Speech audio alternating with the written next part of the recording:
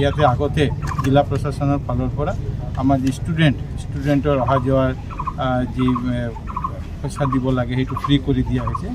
অহা পৰহিৰ পৰা আজি 27 তাৰিখ 29 তাৰিখৰ পৰা ৰাইজৰ কাৰণে এইটো পুৰাপুৰি ফ্ৰী কৰি দিয়া হ'ব, যাতে ৰাইজক সেইটোৰ কাৰণে কোনো পইচা দিব নালাগে। আমি আজি ইয়াতে গেমন সেতুৰ যি কামটো চলি আছে এইটো কি প্ৰগ্ৰেছ এইটো পৰিদৰ্শন কৰিবলৈ আমি ইয়াতে আহিছিলোঁ। আমাৰ লগত কাছাৰৰ জিলা আয়ুক্ত ডাঙৰীয়া, আমাৰ পুলিচ অধীক্ষক ডাঙৰীয়া, আমাৰ NHADCL কৰ্তৃপক্ষ, আমাৰ স্থানীয় ৰাইজ আমি লগত কথা পাতিলোঁ আৰু ব্ৰিজৰ যি প্ৰগ্ৰেছ আছে প্ৰগ্ৰেছটো আমি দেখিলোঁ।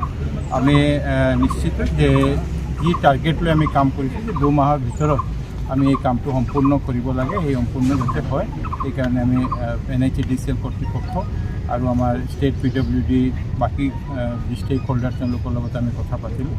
লগতে ইয়াতে 21 তাৰিখৰ পৰা এই ব্ৰিজ ছাৰ্ভিচটো ব্ৰিজৰ যিটো কাম এই কামটো আৰম্ভ হৈছে, সেইকাৰণে ৰাইজৰ কাৰণে অলপ অসুবিধা হৈছে। ৰাইজ ইয়াতে বৰাক নদীতে ফেৰী দি পাৰ কৰি আছে। ইয়াত প্ৰশাসনৰ ফালৰ পৰা আমাৰ বোটৰ ব্যৱস্থা কৰা হৈছে। 4টা বোট নিয়মিতভাৱে ইয়াতে কাম কৰি আছে। ষ্টেণ্ড বাই এটা বোট ৰখা হৈছে। আমি চেষ্টা কৰি আছোঁ আৰু বোট যদি আমি বঢ়াব পৰা যায়।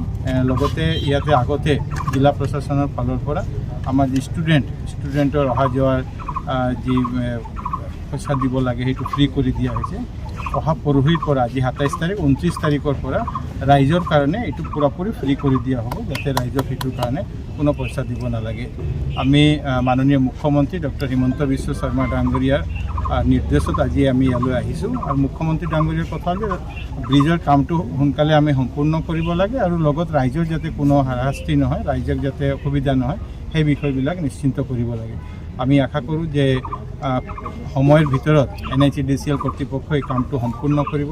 জিলা প্ৰশাসনৰ ফালৰ পৰা তীক্ষ্ণ নজৰ এইটোতে ৰখা হৈছে। গোটেই কাম CM ছাৰ নিজেও এইটো প্ৰশাসনৰ লগত এইটো মনিটৰিং কৰা আছে। পুলিচ প্ৰশাসনে ইয়াতে লাগি আছে যাতে আমি পিচফুলি এই কামটো কৰিব পাৰোঁ এবং ৰাইজে এই কামত সহায়ৰ কাৰণে আগুৱাই আহিছে। মই ৰাইজকো ধন্যবাদ জনাই, ৰাইজে যেনেকৈ সহযোগিতা কৰিছে ৰাইজকো মই ধন্যবাদ জনাই আছোঁ।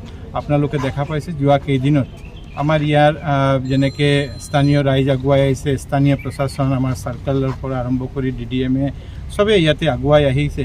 যেনে খালি চৰকাৰী কৰ্মচাৰী হিচাপে, চৰকাৰী আধিকাৰী হিচাপে নহয়, তেওঁলোকে যেনেকৈ মানৱিকতা লগতে যেনেকৈ ৰাইজৰ সহায়ৰ কাৰণে আগুৱাই আহিছে তেওঁলোকক মই ধন্যবাদ জনাওঁ আৰু ৰাইজৰো সহযোগিতা বিচাৰিছোঁ। কিমান প্ৰগ্ৰেছ হৈছে এতিয়ালৈকে?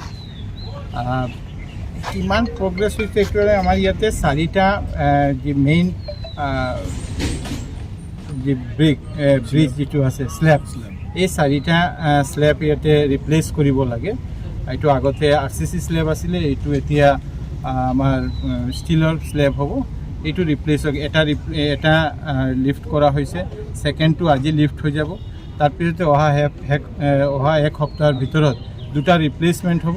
তাৰপিছতে আৰু যি 2টা আছে এই 2টাৰ কাম আমি সম্পূৰ্ণ কৰিব পাৰিম, কাম 2টা আৰু আৰম্ভ কৰা হ'ব। সেইকাৰণে আমি যি আশা কৰিছোঁ যে টাইম আমাৰ বান্ধি দিয়া হৈছে 2 মাহ লাগিব, এই 2 মাহৰ ভিতৰত আমি নিশ্চিত এইটো সম্পূৰ্ণ কৰিম।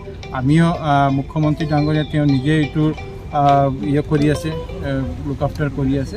আমিও এইটো আহি থাকিম। আমাৰ জিলা প্ৰশাসনৰ ফালৰ পৰা চবেই এইটো লৈ একদম প্ৰতিদিনে এইটো লৈ ৰিভিউ কৰি আছে যাতে আমি সময়ৰ ভিতৰতে সম্পূৰ্ণ কৰিব পাৰিম।